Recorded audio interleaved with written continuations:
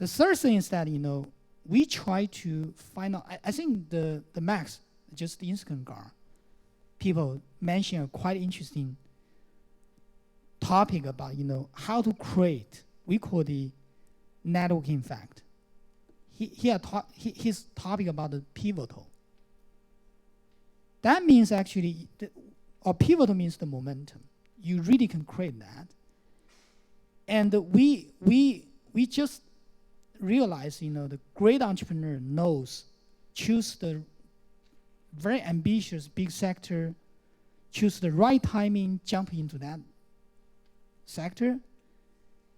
And the last piece we very focus on is the people. And whether you have the great people. And the great people means we don't want to bet the manager. We want to bet the leader. The leader is different from the manager, is that he has the vision. And he can inspire his team. And he can design a doable execution plan. And try to, divide very ambitious objective. Divide that into small steps. And each small steps can reward high morale in the staff, in the team. So that three things is something we really care. Let me follow up on people. I think something you have said in the past is 杀手的气质跟传教士的能力. Yeah. So maybe you want to translate that, or? Well, I mean, I think I'm talking about the leadership from the Chinese the perspective. I think two quality quite interesting. One is the murder, 杀手. Killer. The killer. 传教士, I don't know in English. Maybe you can. Evangelism. Sorry for that. Maybe evangelist. Missionary. A missionary. He will preach to people. Yeah. So basically, I just can try to abstract that quality from the great leader. The leadership, they have to show two things. The visionary is the guy who can tell people that is something you didn't see in the future. Mm-hmm. I'm the guy tell you. Just like 传教士, right? But he also, another quality of the visionary guy is that he know he's not a single hero. He know he's not a Superman. He know he need help. And that's not just the concept. He know what kind of help he need. But he is the guy really, almost everyone lose the confidence, but he's the one sit there, say very confident, we will be the winner. And he can have that capability to attract so many talented people. So I think the great leader should have these two quality, put them together and make it happen.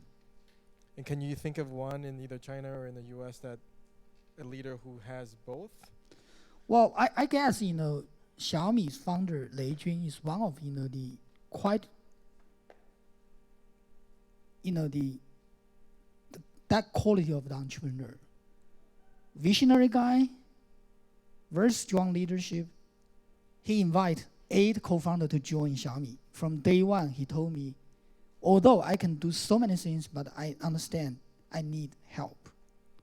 So the great leader in Chinese culture is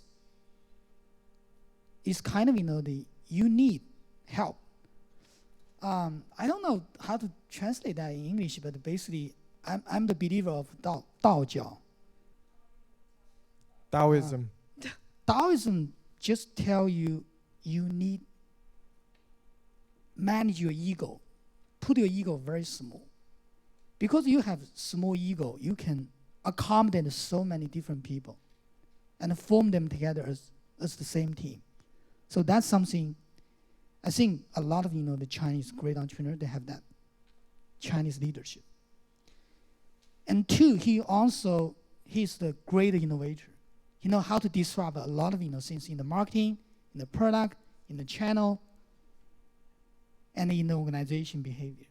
He did a lot, the great team and organization and the culture.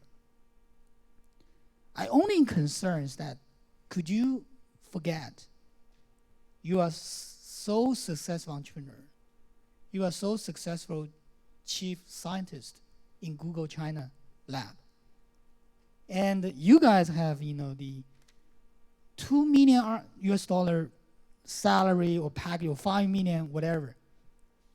Can you forget that and you just nobody? The opportunity cost you were talking about earlier. Yeah. Can you work very hard? Every day you can work over 12 hours? Like regular entrepreneur, like nobody.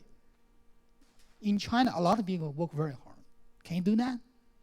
And can you really build up the Xiaomi culture? That's the only question I care. I don't care others because others risk I already take. I think if Steve Jobs sitting in the meeting room, you give that comments to him, maybe he will be very angry. I think Lei Jun at that time, he is not so powerful like Steve Jobs, but he's a well-known guy, very powerful. But we are good friends. We know each other so long time. And personally, I had over 12-hour phone conversation with him before that meeting, so we know very well. But that meeting finished, Lei Jun grabbed me to another room. He said, "Hey guys, I need you to come back every month to my team. Just raise the same question to help him to build the culture, to manage our own ego. We are a small company, we are nobody." So I want to share this story with you, try to explain to you. Although very powerful entrepreneur like Lei Jun,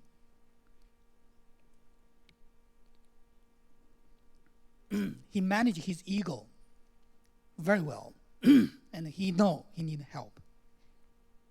And he know he need somebody to help him to shape the culture in that way. You need to think a very big question, but you move very small step.